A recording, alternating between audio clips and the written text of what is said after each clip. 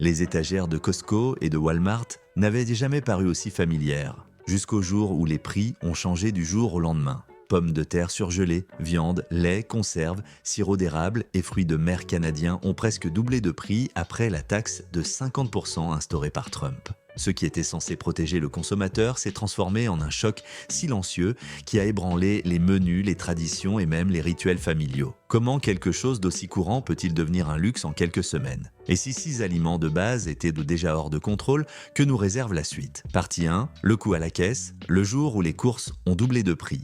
La scène pourrait commencer dans n'importe quel Costco ou Walmart. Un matin étouffant doute, les familles parcourent les allées, habituées à la routine.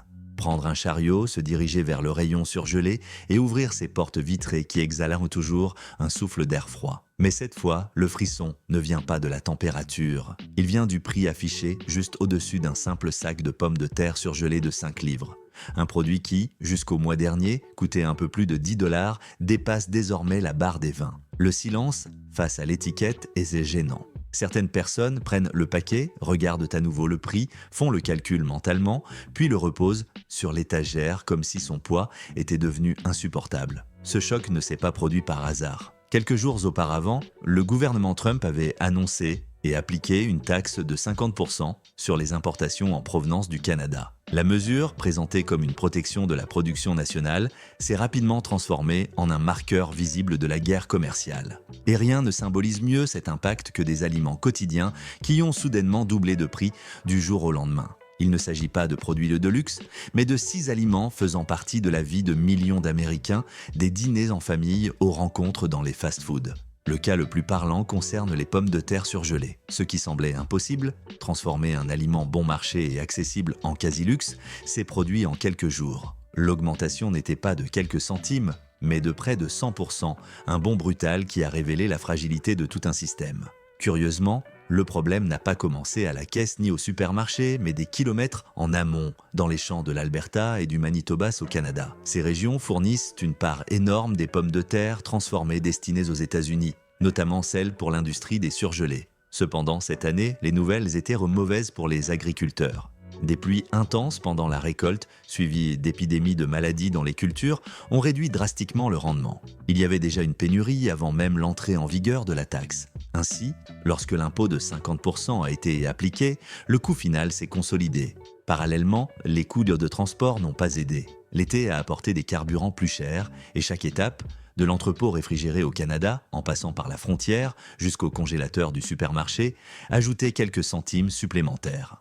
Mis bout à bout, ces petits ajouts sont devenus une barrière insupportable pour le consommateur moyen. La pomme de terre surgelée, que l'on plaçait autrefois dans le chariot sans réfléchir, exige désormais un calcul minutieux. Prendre le paquet signifie renoncer à un autre produit, peut-être sacrifier un dessert ou un jus. L'impact ne s'est pas limité aux familles. Les grandes chaînes de fast-food, qui dépendent d'un approvisionnement constant et bon marché en pommes de terre pour maintenir le combo le plus vendu de l'histoire, burger avec frites, ont été contraintes de faire des choix douloureux.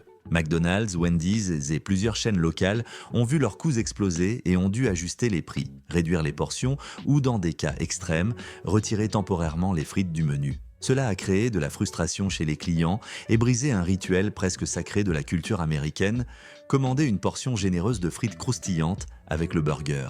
Cependant, certaines petites cantines n'ont pas pu absorber le choc. Au Midwest, de petits dîners ont simplement arrêté d'offrir des frites, affirmant que les coûts dépassaient de la marge minimale de survie. Pour de nombreux habitués, c'était comme perdre une part essentielle de l'expérience gastronomique. Et ce n'était pas seulement la nourriture qui était en jeu, mais la mémoire affective de générations ayant grandi en associant les frites à des célébrations, des rencontres et même à des moments de réconfort après des journées difficiles. Ce que beaucoup n'avaient pas prévu, c'est que la pénurie pourrait devenir encore plus grave dans les mois suivants. Des experts agricoles ont alerté que, si le Canada ne parvenait pas à récupérer ses rendements lors des prochaines récoltes, la rupture d'approvisionnement hivernale serait inévitable. Cela signifie que même les restaurants mondialement connus pour leurs frites pourraient être obligés de repenser leur menu. Imaginez entrer dans votre cantine préférée, commander le combo habituel et entendre l'employé dire « Nous n'avons temporairement plus de frites ». Cette possibilité, autrefois impensable, semble maintenant de plus en plus plausible. Entre-temps, les agriculteurs américains tentent de réagir. Dans des États comme l'Idaho et Washington, les cultures de pommes de terre ont été étendues en urgence. Les entreprises agricoles investissent dans des variétés à croissance rapide, capables de fournir des récoltes en cycle court. Cependant, malgré tous ces efforts, la vérité est que les résultats n'apparaîtront que dans plusieurs mois, et non dans le temps immédiat où le consommateur en a besoin. Cela crée un écart dangereux entre l'offre disponible et la demande croissante, consolidant la pomme de terre surgelée comme l'un des premiers symboles visibles de l'échec de la taxe de 50%. En conséquence, la pomme de terre a cessé d'être seulement un aliment. Elle est devenue une métaphore de toute la chaîne d'approvisionnement sous pression. Quelque chose d'apparemment banal a révélé de manière claire combien les décisions politiques peuvent toucher le quotidien. Et il ne s'agit pas seulement des prix.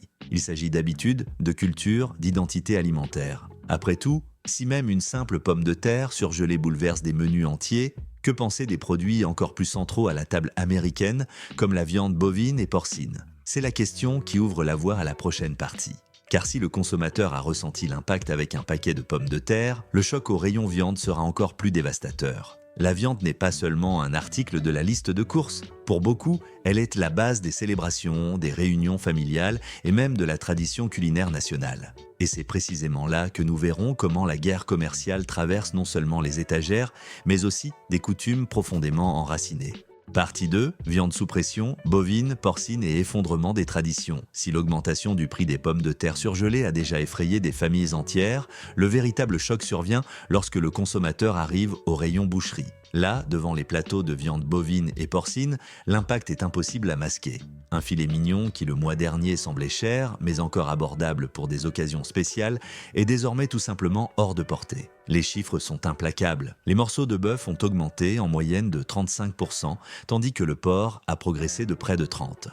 Les étagères partiellement vides confirment qu'il ne s'agit pas d'une erreur d'étiquetage mais d'une crise réelle qui franchit les frontières et bouleverse les traditions. Cependant, pour comprendre comment nous en sommes arrivés là, il faut revenir au rôle du Canada dans ce marché. Pendant des décennies, le pays a fourni une partie cruciale de la viande consommée aux États-Unis, en particulier le bœuf grass-fed, apprécié pour son goût et sa qualité perçue, et les morceaux de porc utilisés pour la production de charcuterie et de bacon. Ainsi, lorsque la taxe de 50% est entrée en vigueur, le coût n'a pas seulement touché les marges bénéficiaires des importateurs, mais toute une chaîne déjà sous tension.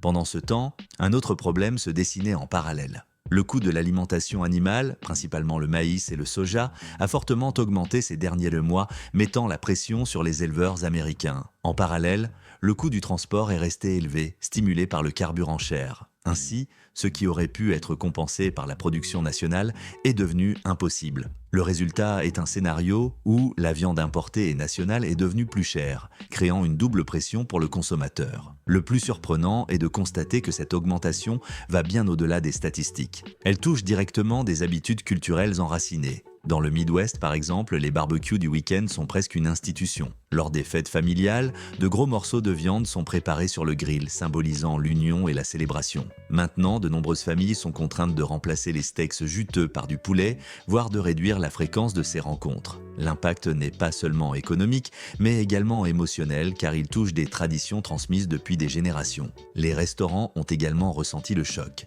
Des chaînes connues ont dû réduire les portions ou augmenter les prix, modifiant complètement l'expérience client. Certaines chaînes de fast-food, qui utilisèrent traditionnellement les promotions sur les burgers pour attirer les clients, ont suspendu ces offres car elles ne pouvaient tout simplement pas maintenir leur rentabilité. Dans des établissements plus modestes, comme les cantines locales, le burger est toujours au menu, mais les portions ont diminué avec des burgers plus fins et plus discrets. En conséquence, la perception du consommateur a rapidement changé. Avant, la viande était considérée comme un article presque garanti dans le chariot. Maintenant, chaque plateau nécessite réflexion. Prendre un morceau de viande signifie renoncer à d'autres produits de base. Les familles rapportent su devoir réorganiser leurs menus hebdomadaires, priorisant des protéines moins chères et réservant les morceaux nobles pour des occasions vraiment spéciales.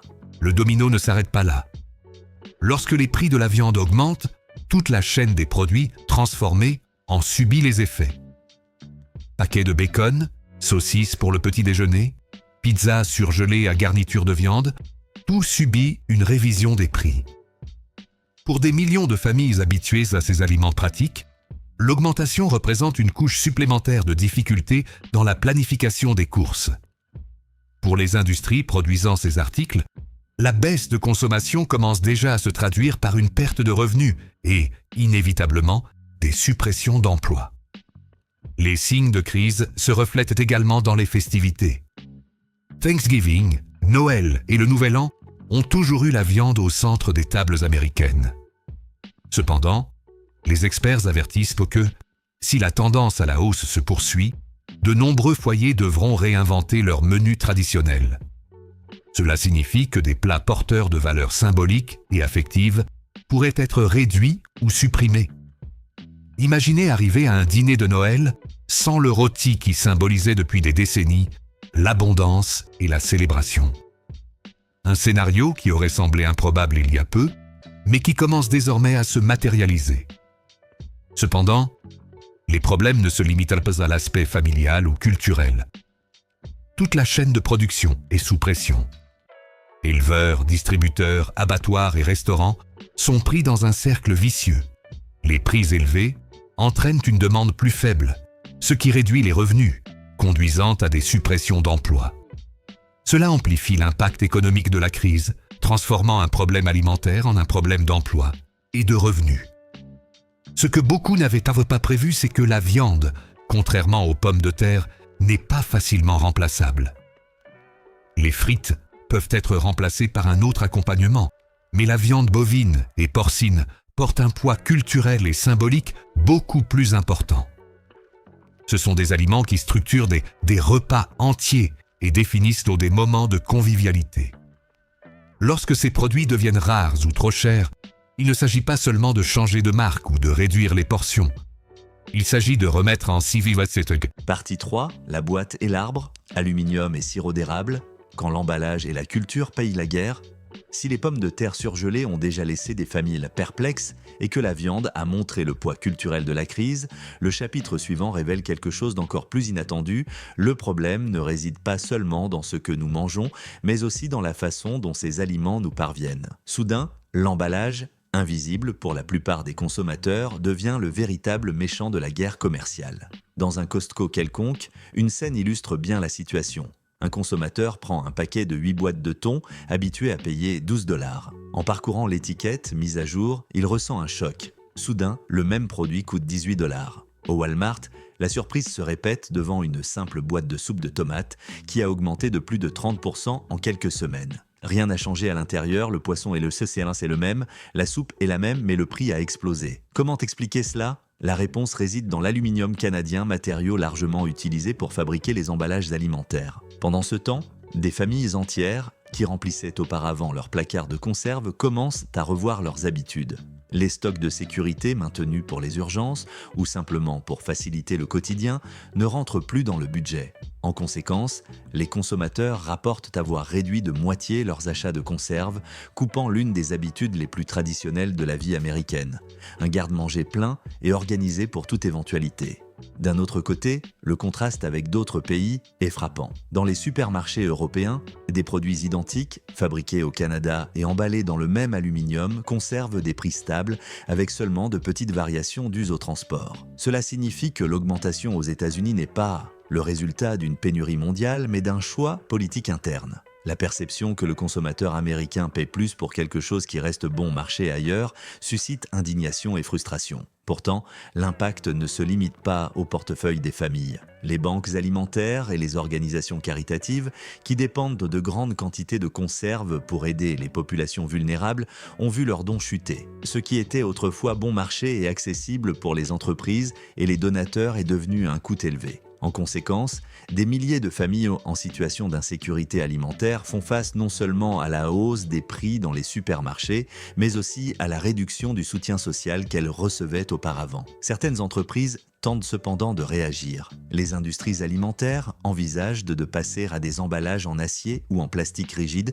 comme alternative à l'aluminium canadien. Le problème est que cette transition exige des changements profonds dans les lignes de production, des adaptations logistiques et des investissements massifs. Rien de tout cela ne se fait du jour au lendemain. Ainsi, même avec de bonnes intentions, les consommateurs continueront à payer plus cher pour les conserves pendant des mois, voire des années. Mais ce qui est le plus surprenant, c'est que cette crise des boîtes, prépare le terrain à un impact encore plus symbolique. L'augmentation du prix du sirop d'érable, peut-être le produit canadien le plus emblématique. Imaginez un petit déjeuner typique d'automne.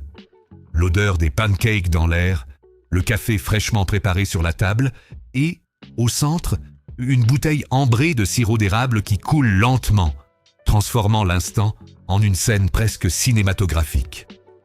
Maintenant, remplacez la tranquillité de ce scénario par le choc à la caisse du supermarché. Le même flacon qui coûtait 7,99 $ dépasse désormais 12 $. Chez Costco, le pack de 2 litres a flambé de 40% en seulement un mois. Alors que les pommes de terre surgelées pourraient être remplacées par d'autres accompagnements et la viande, avec sacrifice, par du poulet ou des légumes, le sirop d'érable n'a pas de véritable substitut. La raison est structurelle. Plus de 70% de la production mondiale provient du Canada, principalement de la province de Québec. Et il est impossible d'accélérer la production. Les érables mettent des années à produire suffisamment de sève, rendant toute réaction rapide à une crise d'offres ou à des tarifs punitifs impossibles. En conséquence, restaurants et boulangeries ont été forcés d'improviser. Beaucoup ont commencé à utiliser des mélanges bon marché avec du sirop de maïs et des arômes artificiels. Le prix au menu pouvait rester le même, mais le goût ne trompait personne. Les clients ont immédiatement remarqué la différence et l'expérience, autrefois associée à des moments spéciaux, a perdu une partie de son charme. Certains États américains tentent cependant de combler le vide. Le Vermont et New York ont intensifié la production, augmentant l'extraction de sève et investissant dans de nouvelles zones de culture. Mais, même avec ces efforts, la production nationale ne représente qu'une fraction de ce que le Canada fournit. Et pour aggraver les choses, les coûts internes ont également augmenté, car le carburant, les emballages et la main-d'œuvre se sont renchéris. Le véritable poids du sirop d'érable n'est cependant pas seulement économique, mais culturel. Il est présent dans la mémoire collective des Américains, lors des voyages d'automne pour voir les feuilles dorées, dans les petits déjeuners en famille, dans les brunchs du dimanche. Lorsque le prix s'envole, ce n'est pas seulement la bouteille sur l'étagère qui change, mais aussi le souvenir qui y est associé. Soudain, un symbole de confort et de tradition devient un luxe qui exige hésitation avant d'être mis dans le panier. Beaucoup n'avaient pas prévu que cette augmentation pourrait également modifier le marché gastronomique lui-même. Les cafés dépendant du sirop d'érable pour créer des boissons exclusives ont dû retirer certaines options du menu. Les restaurants utilisant le produit dans les desserts ont commencé à le remplacer par des versions artificielles, sachant que les clients remarqueraient la différence. Les petites boulangeries, sans marge pour ajuster les prix, ont simplement arrêté de proposer des recettes classiques dépendant de l'ingrédient. Pendant ce temps, les experts avertissent que si le tarif n'est pas annulé, les prix resteront élevés au moins jusqu'à l'année prochaine. Cela signifie que pour des millions de familles, le sirop d'érable cessera d'être un produit quotidien pour devenir un produit réservé aux occasions spéciales. En conséquence, le produit, autrefois accessible et abondant, devient porteur du poids de la rareté et de la nostalgie. Il ne s'agit pas seulement de la perte d'une saveur, mais de tout un ensemble de souvenirs qui en dépendaient. Et c'est précisément ici que le récit nous invite à réfléchir à ce qui nous attend.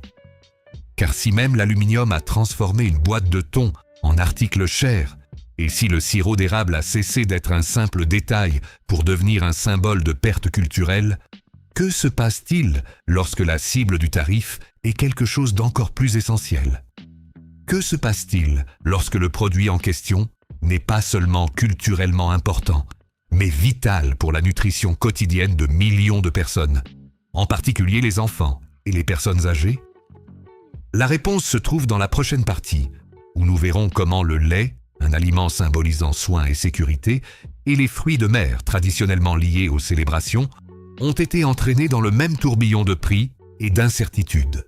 Partie 4. Lait, et mer, l'insubstituable, le luxe et l'effet domino national. Après l'aluminium et le sirop d'érable, deux exemples qui ont montré comment la guerre commerciale peut toucher à la fois l'emballage et les symboles culturels, nous arrivons maintenant au cœur de la table américaine. Car s'il existe des produits que l'on peut reporter, remplacer ou même retirer de la liste des courses, le lait et les produits laitiers appartiennent à une autre catégorie. Ils sont considérés comme indispensables, surtout dans les foyers avec de jeunes enfants et des personnes âgées. La scène est courante. Ouvrir le réfrigérateur le matin, prendre le lait pour préparer le café ou remplir le verre des enfants avant qu'ils partent à l'école. Mais soudain, ce geste banal s'accompagne d'une gêne. En vérifiant le ticket de caisse du dernier achat, la différence saute aux yeux. Le même lait, qui coûtait quelques dollars de moins, est désormais jusqu'à 25% plus cher. Les tranches de fromage, le beurre et même la glace du week-end ont également augmenté. On a l'impression qu'un aliment censé être stable et fiable est entré en territoire instable. Cependant, il ne s'agit pas seulement de la taxe de 50% sur les produits des laitiers canadiens. Celle-ci n'a été que l'étincelle qui a enflammé un scénario déjà délicat. Les fermes américaines font face à des coûts toujours plus élevés pour l'alimentation du bétail, l'énergie et la main-d'œuvre. Le prix du carburant renchérit le transport, tandis que l'électricité pèse sur la réfrigération et le fonctionnement des treilleuses. Ainsi, à la fois l'importation et la production domestique sont devenues plus coûteuses. Le résultat est une double pression qui retombe inévitablement sur le consommateur final. Entre-temps, cafés et boulangeries ressentent le choc en première ligne. À New York, des chaînes de cafés populaires ont augmenté de 75 centimes de dollars le prix de chaque latte. Dans les États du Sud, des pâtisseries ont annoncé des suppressions temporaires de tartes et gâteaux nécessitant de la crème fraîche, car les coûts rendaient la production insoutenable. En conséquence, il ne s'agit pas seulement d'une hausse ponctuelle, mais d'un changement profond des habitudes alimentaires quotidiennes. Pourtant, l'impact le plus sensible touche les familles. Contrairement à la viande ou aux frites, qui peuvent être remplacées avec un certain effort, le lait porte une charge symbolique et nutritionnelle qui le rend insubstituable. Retirer le verre de lait de l'enfant avant le coucher n'est pas seulement une coupure dans le budget, c'est une rupture émotionnelle qui pèse sur les parents. Il en va de même pour les personnes âgées qui dépendent des yaourts et produits dérivés pour maintenir une alimentation équilibrée. Dans ce sens, l'augmentation des prix n'apporte pas seulement un fardeau économique, mais un traumatisme psychologique. Cependant, des tentatives de réaction existent.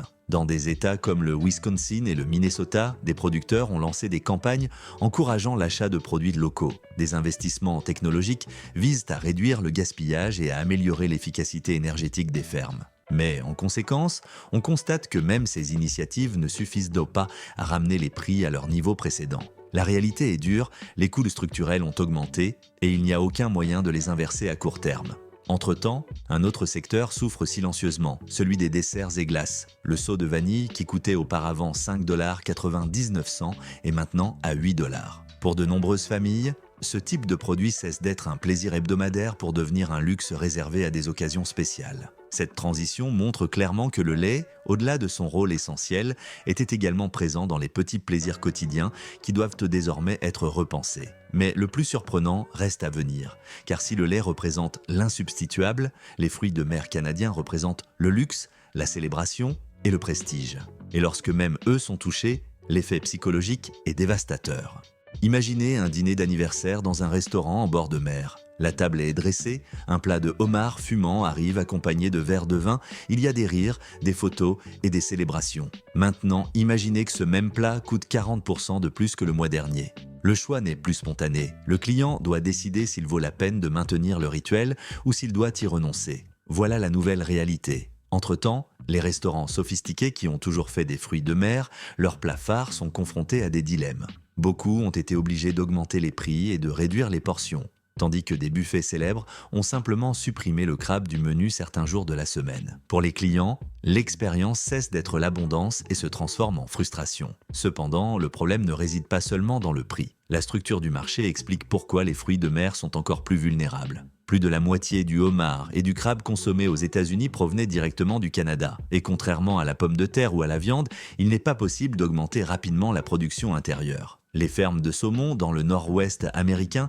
sont petites et destinées au marché local. La pêche domestique au homard ne suffit pas à couvrir la demande nationale. En conséquence, les exportateurs canadiens ont commencé à rediriger leurs expéditions vers l'Europe et l'Asie, des marchés qui n'appliquaient pas de taxes similaires. Cela signifie que le consommateur américain paie plus cher et, en même temps, doit concurrencer d'autres pays pour un stock de plus en plus disputé. De la pomme de terre, surgelée au sirop d'érable, du lait essentiel au homard de fête, 6 aliments canadiens ont révélé comment la taxe de 50% a échoué. Ce qui devait protéger les producteurs nationaux a fini par doubler les prix, vider les rayons et corroder les traditions. L'impact n'est pas seulement économique, mais culturel et émotionnel, transformant les repas en calcul et les célébrations en dilemme. Pourtant, la résilience des consommateurs et la recherche d'alternatives montrent que l'adaptation est possible. Aimez cette vidéo et abonnez-vous pour suivre nos prochaines enquêtes.